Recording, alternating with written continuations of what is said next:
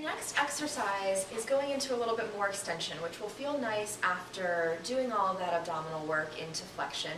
We'll also start to look at the connection to the shoulder girdle and opening up the chest, getting out of that forward posturing on the bicycle. So from here, we're going to have her take her hands to by your shoulders, palms flat. Yeah, there you go. Good. And the very first thing we're going to speak to is, again, the length of the spine. So asking her to find that sense of energy and elongation out through the top of the head. The shoulders are going to be drawing down her back, and she's going to be very actively pressing the hands down into the mat. So we're going to go ahead and have you start to look up with the head, yeah? Start to bend through your upper spine as you press into your hands. Good, so we're very active through the backs of the arms, finding length throughout the entire body. And then as she comes back down, lengthening even more and continuing that pressure through the hands to engage the backs of the triceps and shoulders.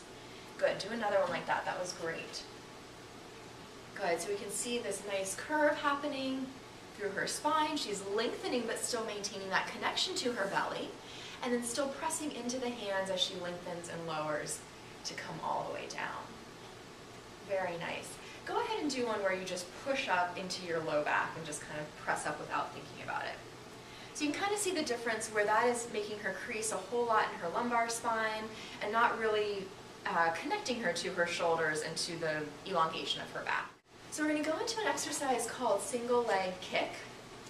We're going to be working again on opening up the chest. Separate your arms just a little bit more so you can have nice wide collarbones. Yep.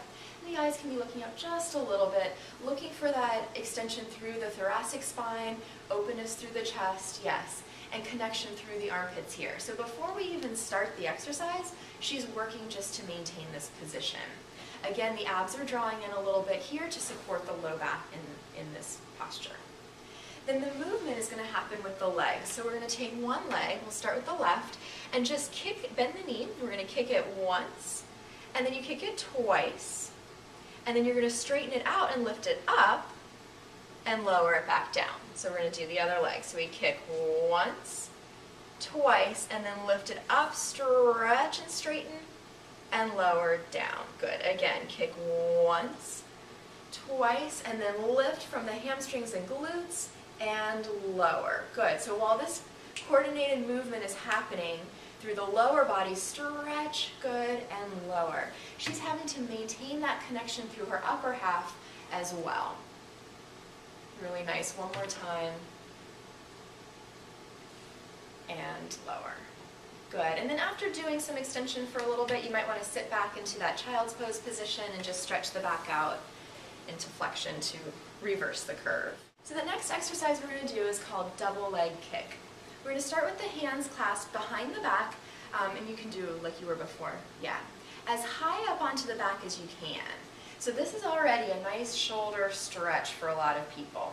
Rotate your head to one side. We're going to end up switching between each and let your head release down if that feels okay.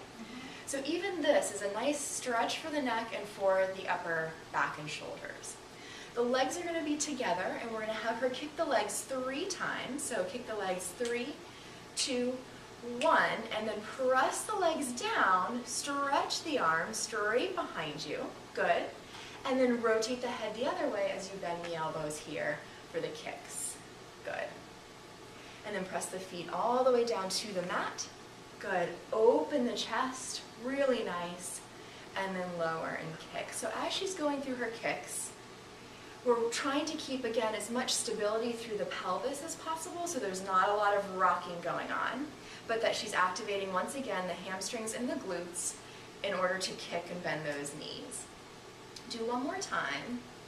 Good. And each time she's rotating her head side to side to get a stretch on either side of her neck. Go ahead and pause here. Press the legs down into the mat. Good. And then really get that openness through the chest and length through the top of the spine. Good. Again, so we're not necessarily thinking about going up in the movement, but stretching the spine a little bit longer into extension. And then go ahead and rest.